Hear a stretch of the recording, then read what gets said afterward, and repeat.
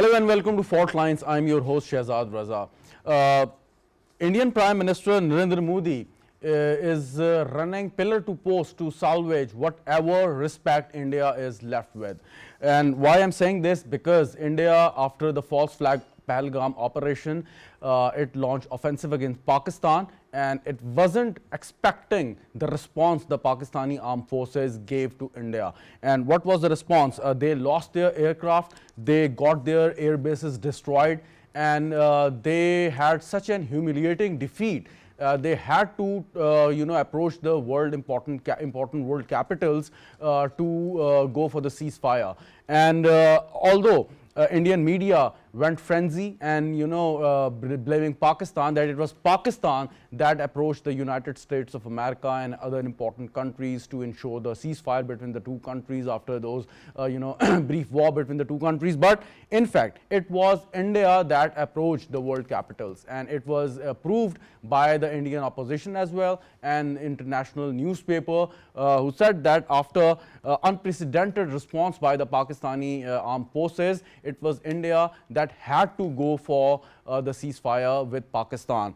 And what could be left for Prime Minister Narendra Modi? He lost his credibility, he lost his political clout, and now his government formed a multi-party delegation comprising several other opposition leaders to visit important world capitals to, drumbeat the narrative, the false and failed narrative of India. And in that delegation, Mr. Shashi Tharoor is also included, who is a senior member of Indian National Congress and very strong critic of Narendra Modi. And now Prime Minister Modi and bunch of cronies in his cabinet, they are relying upon other opposition leaders to fight their case again in front of the international community, just because that Pakistan gave them such a response that they were not really expecting. But now when President Donald Trump announced the ceasefire, and he said that Pakistan and India should resolve their differences between each other, including the core dispute of Jammu and Kashmir.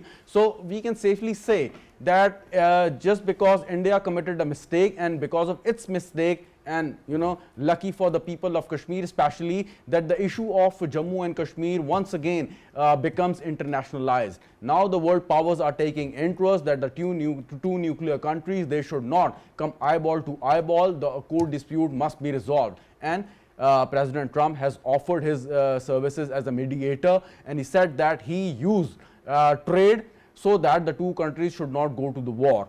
And now what next exactly? Should we really trust the Modi cabinet, the Modi Sarkar? Absolutely no, we really cannot. But when important international players are in the game and they are closely monitoring the developing situation, then of course Pakistan has never shied away from the dialogue process. We always propose that all the dispute must be resolved on the dialogue table, and this is the time. India always shied away, but now India had to come to the dialogue table. It would come to the dialogue table, not because that it wants to resolve the important and core dispute, but it is under immense pressure by its own allies. None of the countries in the world, including Russia or any other closest ally of India, supported India in this war, just because that Pakistan prove that we are not really behind in any way, and whatever our narrative was absolutely true and correct. We are going to discuss that and what next exactly between the two countries. And in the studio,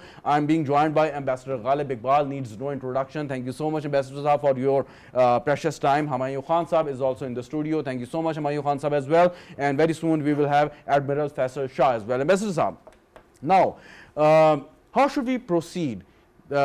The war, whatever you call it, is over. There is a ceasefire. We can't trust the Modi Sarkar, but at the same time, we should and they should proceed. And of course, the important world powers are watching. So what is going to be the next? Is there going to be the resumption of the composite dialogue process, or is there going to be another shape of some sort of a negotiation between the two countries? I think there will be no negotiation at all. Really? India is not interested to negotiate anything with Pakistan.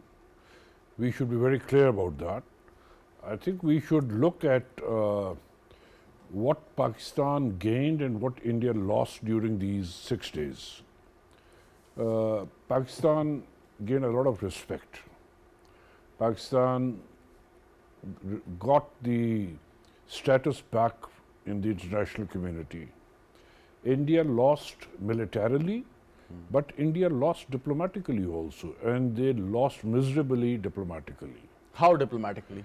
Because all those countries, whenever there was an incident of this sort, we would start receiving statements from North Americans, we would start receiving statements from the European Union, we would receive statement, though little muted, from the Gulf countries, we would receive statement from Russia. Like all over the world, you would receive statement condemning quote unquote terrorism, and that. But this time what India did was that probably they were short of script writers, they used the old script. And once they used the old script, they could not do anything because it's a complete flop. Their elite knows that it's a flop. Their elite knows that they were defeated. Over here, the elite knows and the public knows that we won. Okay, so there is a complete the gap of understanding between the peoples of both the countries. Right. And if we feel that India is going to go for a dialogue, no, India is going to go for an offensive. Whether in the diplomatic field, this is my personal opinion, okay, and militarily also, they will do it. And it could be very soon, it could be near future, and it could be distant future, but not beyond 2 years. No, Mr. Narendra Modi promised to his own people that we are going to destroy so-called terrorist network, which according to him are in Pakistan, absolutely fabricated lie.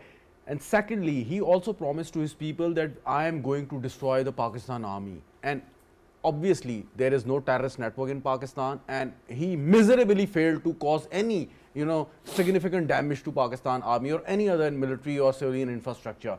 So now, why did he agree to the compromise or, the ceasefire? Again, this is the question the Indian opposition is asking to Narendra Modi, that if you fail to achieve those objectives, then why did you agree to the ceasefire in the first place? India wasn't expecting that the downing of aircrafts is going to take place. Okay, they thought it is going to be very easy, and because they don't act as statespersons. They act as movie stars. They think that we can deliver a dialogue and that's it, and that means everything. As somebody said, I watched it on the TV, that the Bollywood concept, they should get over with it. They agreed for the ceasefire because Pakistan, the way Pakistan was proceeding, the losses would have been so much that all those things which they were hiding from their people would have been exposed. True that. To avoid that exposure, they agreed to a ceasefire to restock, rebuild, rethink, and then go for an offensive. But it was, the sequencing is such that they are going to go for the diplomatic offensive first.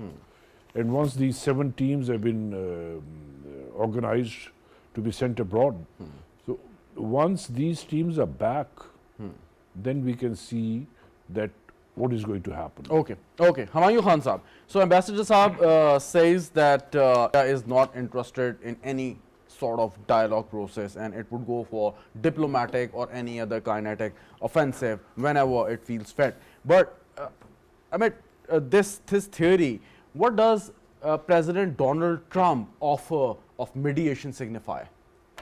Thank you, Shahzad. I think I will carry on from where Ambassador Ghalib was mentioning about the Pakistan's diplomatic victory. When in 2018 President Obama was there, the South Asia, the theater of South Asia in his eyes and from the Western point of view, they started calling us a FPAC strategy. And that was called the dehyphenation of Pakistan from India. And it took us like 10, 15, 20 years or more than 15 years. Now again, the hyphenation has come back. Now it's Pakistan and India. Donald Trump, you were just mentioning, when he was in his one of the most important first overseas visit to the Middle East, the three-nation visit, almost every occasion when he was talking about any other issue, he was mentioning about how he mediated the issue between India and Pakistan has played a very significant role. Even yesterday or even today, Fox News, when he gave an interview. So it's a very, very important aspect from our point of view that we have come back in South Asia in a big way as a responsible, respectable community of the nation, where our response when this 6 days of nonsense has happened, and I would call it a nonsense because when they started without any investigation, anything, and then just allegation and then bombardment of civilians under a nuclear umbrella, it doesn't make any sense for a lot of international thinkers, and they would never thought that Prime Minister Modi would do that.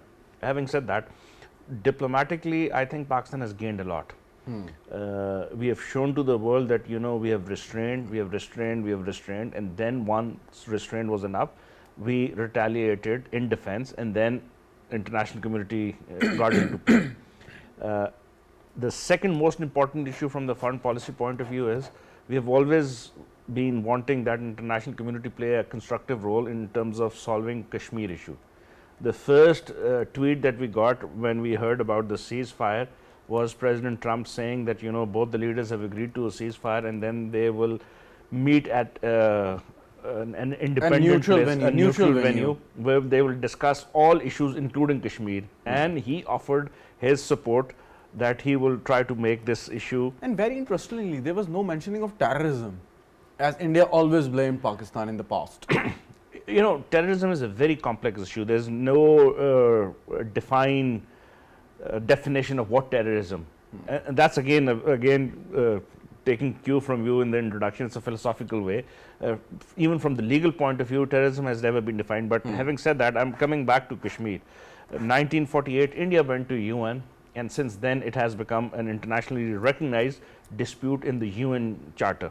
So from there, I would say that when the independent indigenous people of Kashmir strive for their own independence, India would blame them as a terrorist. The world would see them differently. We support them morally, politically, diplomatically. True. That's a very technical issue. Sure. So in that sense, when President Trump mentioned about this thing, I think he was very clear. He said, let's have trade. And this is something which Pakistan has been striving for last 5, 7, 8, 10 years, that let's have this geo-economic pivot. Right. More focusing. That is very important. And we are also joined by Admiral Faisal Shah. Thank you very much, Admiral Saab, for your time. The thing, as Humayun Khan Saab was saying, and President Trump's timely intervention and stopping India going for, another madness after it had its tail between its legs. The question is now, all the issues, including the core dispute of Jammu and Kashmir, would be discussed at some neutral venue, as President Trump announced.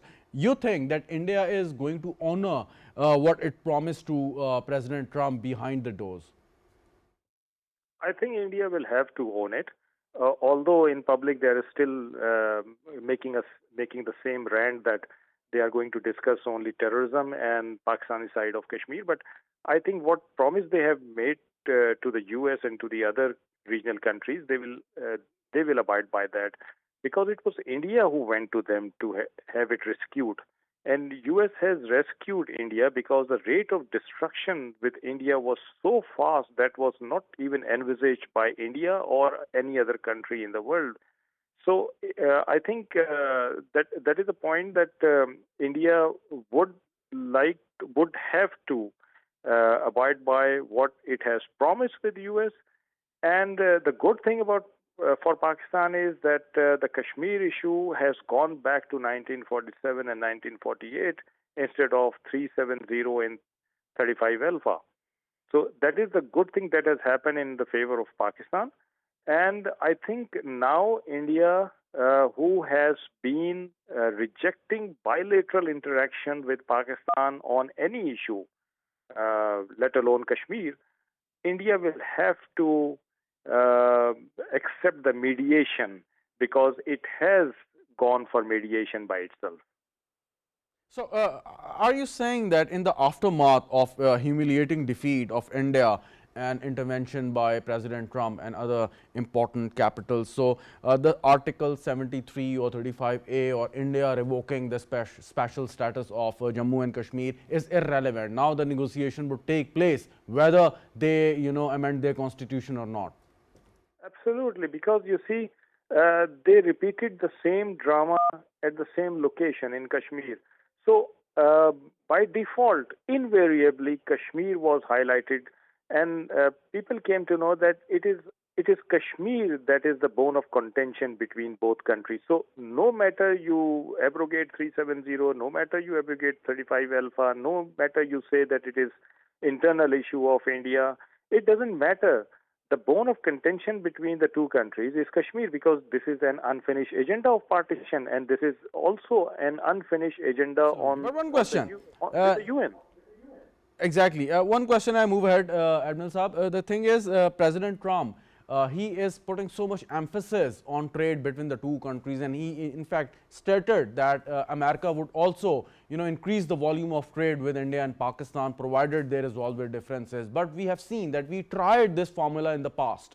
We tried to do trade with India, we tried to plug the low hanging fruit, we tried to resolve the issues which were not that much serious, but we failed. Because we thought that unless the core dispute of Jammu and Kashmir, the territorial and the issue of the people who are living over there is not resolved, we would not have a permanent peace in this region. And same is the case with Germany and France. I mean, you know the history like back of your hand. What exactly happened? Unless they didn't resolve the territorial dispute, there wasn't peace over there in the Europe. You're right. You'll have to sit to sort out the territorial disputes. You have to sit. And what I have understood from President Trump's statement is that he is willing to have trade with both the countries, between US and both the countries. This is his prime objective, that he wants to increase trade with Pakistan, he wants to increase trade with India, and he has advised both the countries to look into this matter, that they should increase bilateral trade. They should actually trade what they manufacture in their own countries and what they produce in their own countries. This is his advice to them. But you're right that until and unless we have core disputes resolved, we have some confidence building measures between the two nations. We have some public diplomacy and people-to-people contact between the two nations. The atmosphere, the environment will not improve actually. So wherever we have seen territorial disputes, the countries have first resorted to them. They have first carried out some negotiations and confidence-building measures between them, and then stay with us, Admiral Saab. Let me include Ambassador Saab here. Ambassador Saab, America and Pakistan, the volume of trade between the two countries is close to $10 billion. But India and US trade volume is more than $100 billion. But when President Trump issued that statement, or so he did not specify the volume and how important the India is to America trade-wise or geopolitically. So he just said, "Okay, I use trade to resolve the issues, and I will continue to do that." I mean, if I understood him correctly. So was it a slap on India's face that Pakistan, no matter how small economically we are, we still hold that position? I think we are reading too much into it. We shouldn't. No, because 2 days before the ceasefire announcement, the Americans were saying, "Is there internal matter, we don't want to get involved." And suddenly what happened that they got involved? There has to be something. I'm not privy to that, but I'm sure somebody else would be. Though it's not the change of heart. No, but if you sequence the event, what exactly happened is what our armed forces did to India. Maybe that could be one important factor. That was one of the factors, but I think something much bigger than that happened, or was about to happen. That's why they decided to go for a ceasefire. Now, whatever is being said, by America, I would be very skeptical about it. We need to be very careful. We need to look at it from all the angles. All the stakeholders need to get together Sure. and come up with a strategy for the future or near future. It's not possible. No, there could be two scenarios. Number one, America thinks that Pakistan can be useful to states at some time in some field, which probably they have in their mind or the president had in his mind. Sure. Or the second one is that they want to delay the offensive by Pakistan in case if we decide to go for it. Okay? Now, which scenario fits in this situation? I think it's anybody's guess. So don't, when a president of a superpower says that I've gone and ensured there is a ceasefire, tomorrow is the last day of the ceasefire, what happens on 19th? What happens on 20th?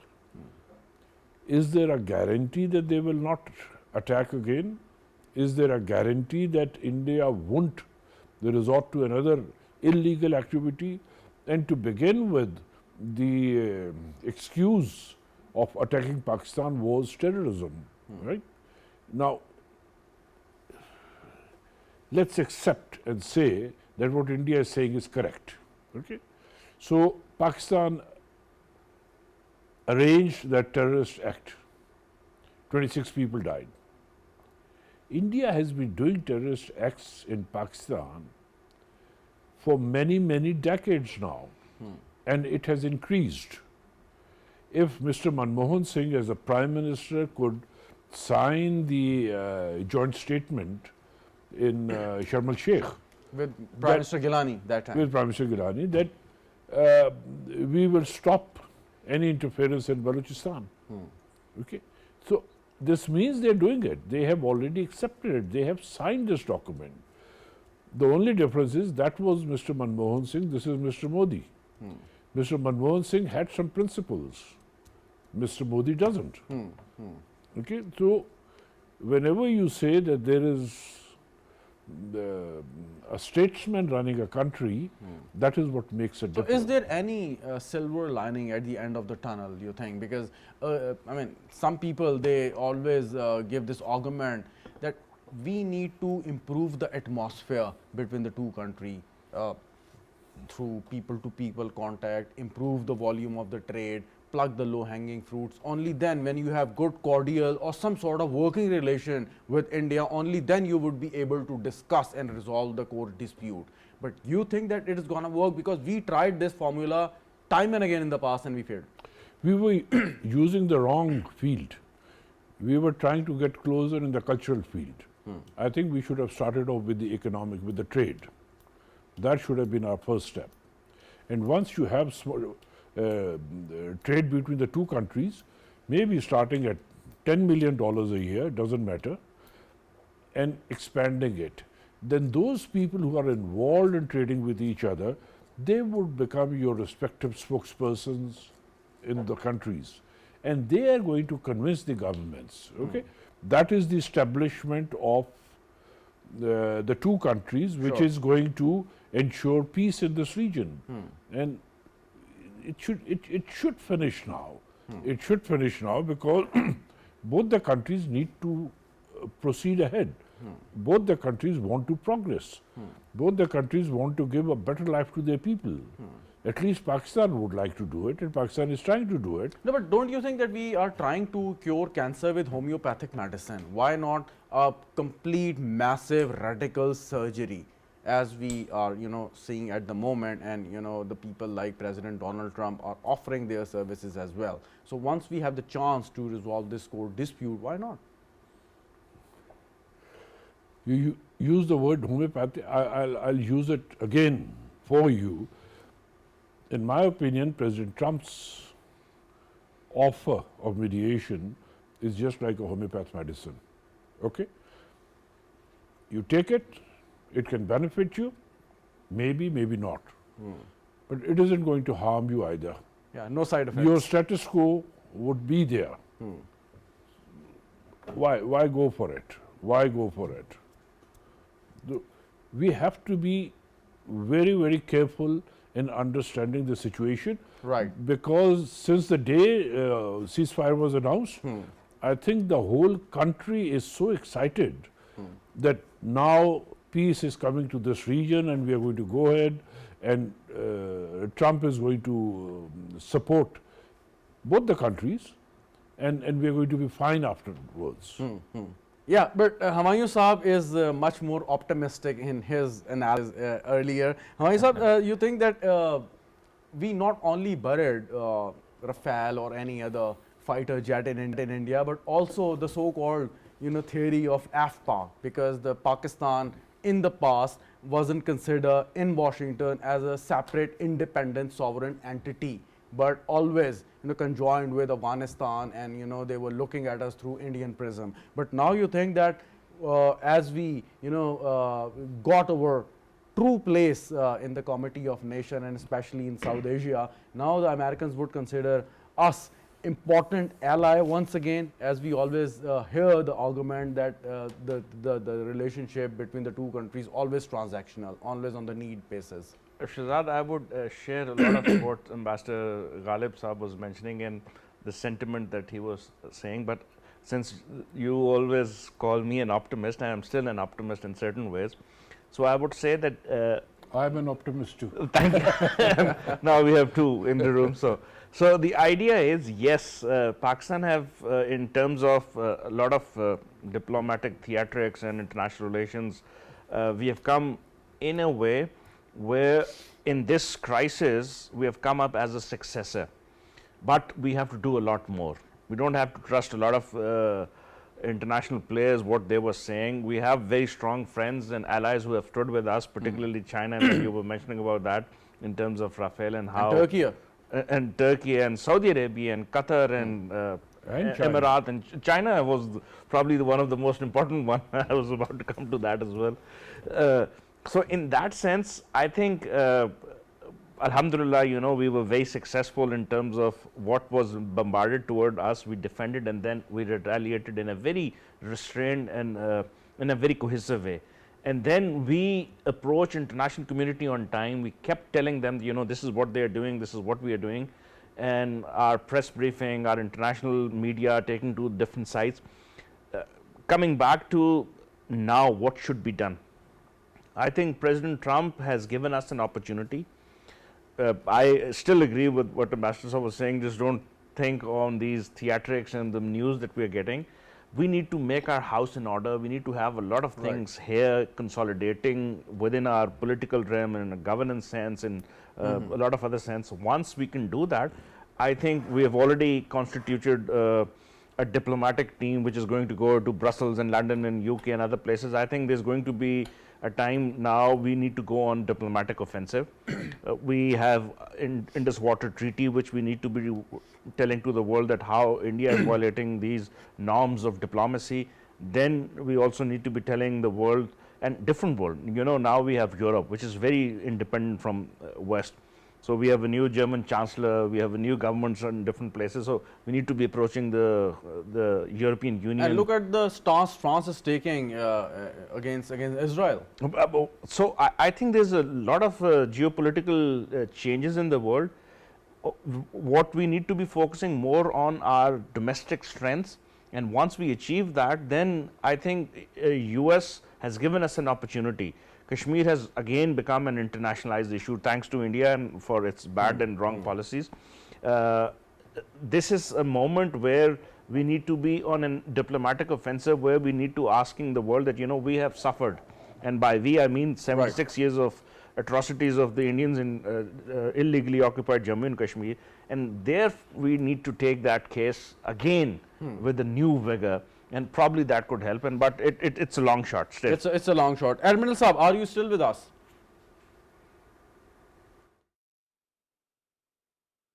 Hello? Yeah, can you hear me, sir? Admiral Saab, can you hear me? I can hear you. I'm there. Hello? Yes, the question. Sir, the question. India suspended Indus Water Treaty. after Pahalgam false flag operation. We reserve the right to go to the World Bank and other important international fora to seek the legal option against India. But do you think that they already have plans in place to curtail our the due share of water? So the diplomatic offensive, the exercising the legal options, do you think that these steps are enough, or do we have to do something more? This question is for me. Yes, sir. Is this question for me? Exactly, sir. To you, sir. Faisal Saab. Okay. We should use all prongs. We should use all possible options to fight this case. But nevertheless, we have also declared our policy, ultimate policy, to tackle with the issue. If India still goes ahead with that, we have declared it as an act of war. So we should prepare for that. We are prepared for that. We should tell India that let's not reach that point. Before that, we should be able to resolve it.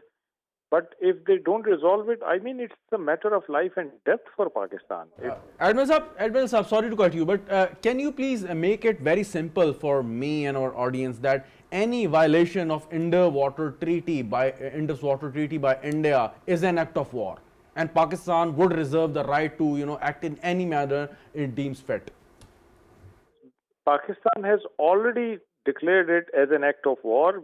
We have a policy statement from the Prime Minister office that if India goes ahead with these plans, with the continued abrogation of Indus Water Treaty, Pakistan will consider it as an act of war, and we will attack the infrastructure that is developed to manifest this policy by India.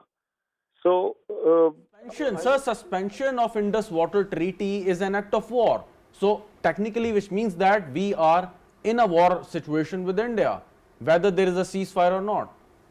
The suspension of not suspension of Indus Water Treaty is an act of war, but stopping of Pakistan's water is an act of war, because that's a matter of life and death for Pakistan. So if India stops water for Pakistan, Pakistan will retaliate. And that retaliation will be kinetic in nature. I mean, before that, we can approach World Bank, we can approach UN, we can approach human rights associations, whatever. We can approach international community for abrogation of Indus Water Treaty by India. But if on-ground water is stopped, then I think Pakistan has declared that we are going to destroy the infrastructure that stops our water. All right. Thank you very much, Admiral Faisal Shah Saab, for your valuable time. Ambassador Saab, you held so many important diplomatic positions during your career, illustrious career.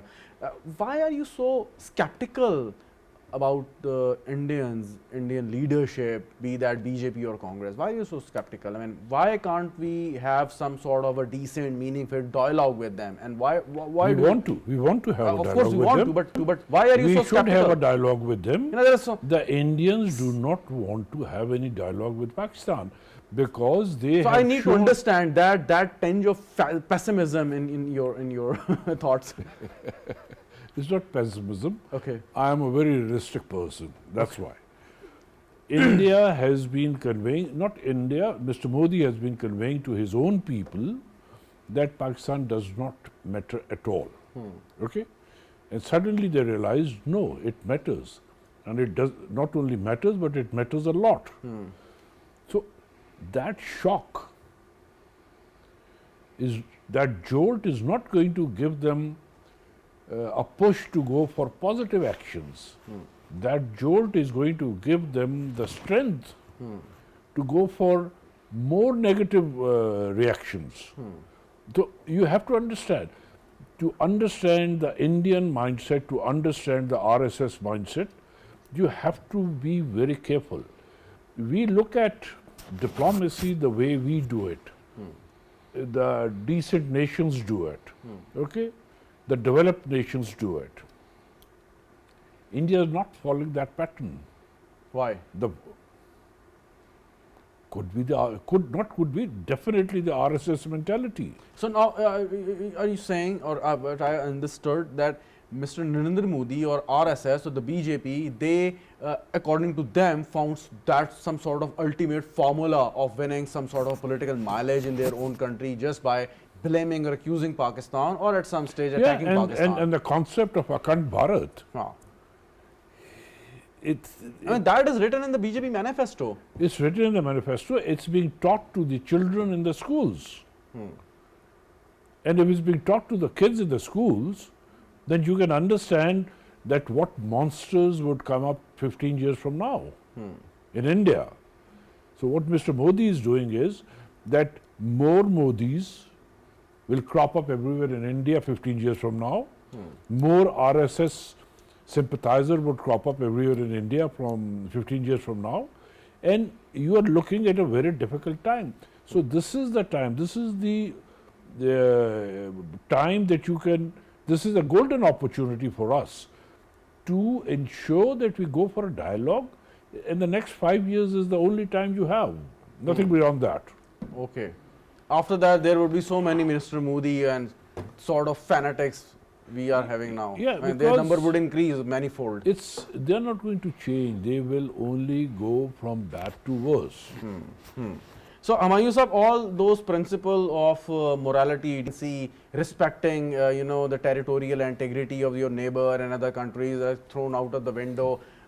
Goodbye Treaty of Westphalia, what Mr. Narendra Modi is saying, that Akand Bharat, and that is written in the manifesto of Bharatiya Janata Party, that they believe that not only India, the territory they hold at the moment, but Pakistan, Afghanistan and other SAARC countries, they in fact are part of India. And I mean, their vision, so-called, and the vicious vision is to, have all these countries, converge in Bharat, and they have this sort of a supreme kind of a empire what they are exactly dreaming of at the moment. But at what cost? Is it even possible in the modern world? Again, possibility is like a theoretical sense. We have seen what's happening in Palestine and Gaza. So the theoretical possibility exists and the practical possibility, unfortunately, and I'm not laughing, it's like a sarcasm on my comments. So I think yes, it does. And the second thing is, you see the trajectory of this crisis, this conflict and this atrocity. UN Resolution 1947 of 1948, India went there, and there we got this verdict from the UN that there has to be a plebiscite where the people of Kashmir should have the right of self-determination. Since then, we have seen numerous resolutions, numerous commissions, numerous reports, international humanitarian crisis saying everything. And then coming back to the current crisis, India fired at your water resource, Neelam Jhelum. This is an act of war, and this is an act of human right violation in a way that it's war crime under IHL 1977 additional protocol, Geneva Convention, and then many other conventions. You cannot do that. They have done that. Now the question is, will they do it again? Yes, that's what Ambassador Saab was saying, and that's what, unfortunately, what we have seen, what Prime Minister Modi has taken his entire nation from being a secular India to this Rashtriya Bharat, Akand Bharat concept, where only Brahman, upper caste Hindu needs to rule and nobody else has the right to live there. And it's not even Muslims or Christians. So how can we survive with such a difficult neighbor? You cannot change your neighbor, of course. You cannot change your neighbor, but I think over the period of last 77, 8 years, we have learned to sort of like coexist in a way that, what they do, the way we retaliate, I think the world has started to see the pattern there. And particularly in last 15, 20 years, the pattern is very clear. Right. Prime Minister Modi is taking his nation to the brink of a war where a fascist, Nazi sort of a government is taking place, and they don't care about anything. Be it Prime Minister, Indian, the American intervention, be it UK Foreign Secretary was here, he mentioned about IWT very categorically. You cannot do that. It's basically IWT resides in one of the most sanctimonious laws of international relations. You just can't say one day that, you Right. know, we don't, it's in abeyance. It cannot happen. But they have said it, they have done it. There are a lot of responses from Pakistan. I think we still have to be very cautious. We have to be very practical. We have Very to take right. a very legal course, and we are taking that. All right, final question, Ambassador Saab. Our armed forces and our brave soldiers, they have given us a very good breathing space vis-a-vis India. But you think that the suicidal policy of Narendra Modi and his, cabinet comprising so many fanatics, would they be willing to give us that leverage that we would and we would sit down, hold a sincere and honest and decent dialogue with them? Because it is very unclear, as you just mentioned. As I said repeatedly, I see it very doubtful thing. But if the world wants sincerely that India and Pakistan should go for a dialogue, there are ways to twist the arms, and the world needs to do it. And because each country has a leverage, at least the bigger countries, the developed countries.